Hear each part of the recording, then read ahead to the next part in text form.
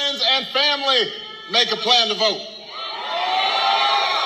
Because together we have a chance to choose a new generation of leadership in this country and start building a better, stronger, fairer, more equal, more hopeful America. Now, but before I start digging in, it's kind of hot in here. So I want everybody to bend their knees a little bit if you're standing. You know, if you got a little water, take a sip. You know, I don't want anybody falling out. You'll be okay, but it's embarrassing. All right? So keep those knees bent a little bit. Every once in a while, move around. Don't stand too stiff. All right. Now that we've gotten that taken care of, the preliminaries.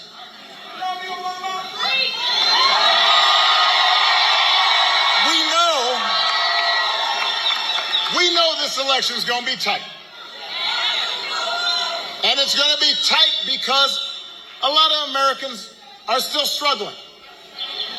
You know, as a country, we've been through a lot over these last few years.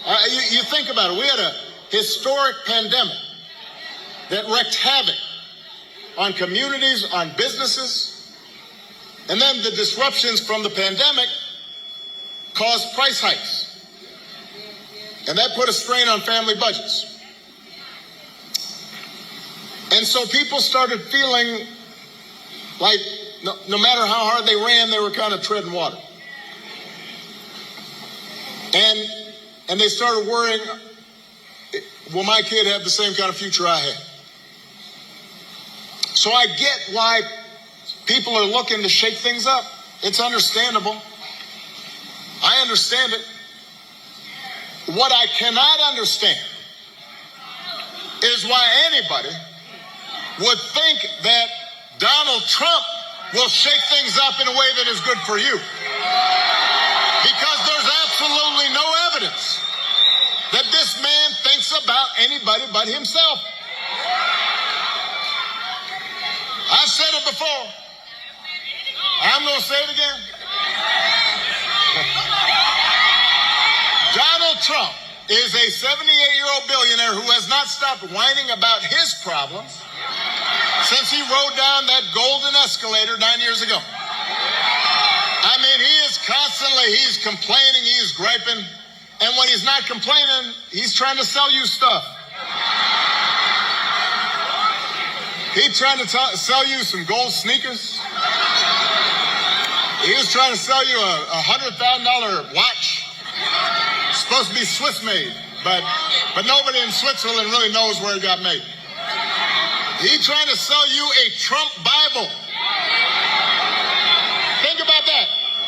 This is the Word of God. Gideon gives it out for free. He wants to sell you Word of God Donald Trump edition. He's got his name right there next to Matthew and Luke. And by the way, I'll give you one guess where those Bibles are made.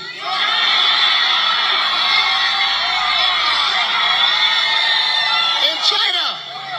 Yeah, this is Mr. Tough Guy on China, except when he can make a few bucks. Then he's all like, ain't nothing wrong with that. You cannot make this stuff up. You can't make it up. If this was an SNL skit, you'd be all like, well, that's, come on. That's over the top. No, he's doing these things. And the reason he's doing it is because all he cares about is his ego and his money and his status. He's not thinking about you. He sees power as nothing more than a means to his ends. He wants the middle class to pay the price for another huge tax cut to help mostly him and his country club buddies. He doesn't care if he costs more women their reproductive freedoms because it won't affect his life.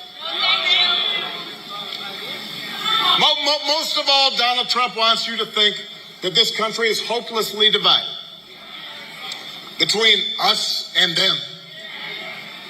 And between the quote-unquote real Americans who obviously support him and anybody who doesn't